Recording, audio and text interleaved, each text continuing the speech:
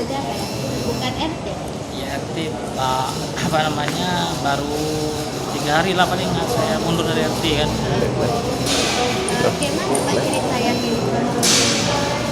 Saya tadi kemarin lewat di situ kan, rame-rame terus orang lagi ini kan apa masain laku itu.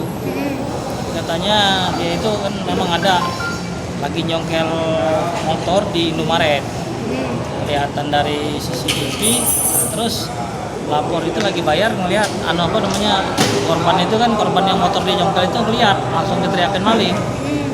Maling dia mau kabur, tapi motornya jatuh di aspal langsung dikeroyok massa. Oh, sempat kabur tapi dikeroyok Iya. Pak ya? 2 orang Pak ya? 2 orang. Tahu nggak Pak identitasnya? Oh, nggak tahu Pak. Waktu tangkap tuh posisi dia lah congkel motor apa? Iya. Sudah tinggal dibawa Pak ya? Di bawah, tapi belum sempat gitu kan. Ya. Di mana Pak kejadian? Di Indomaret Talang itu Talang betul tuh. Sekitar jam berapa? jam Pak? 10-an. Jam 10. 10 malam? Siang. Oh siang. Udah sering Mbak sana, berapa hari ini hilang motor terus sana. Oh. Bapak ini RT, kepala RT yang mundur. Iya, udah pemilihan kan, saya udah 3 periode, jadi saya mundur gitu kan. Terima kasih Pak ya.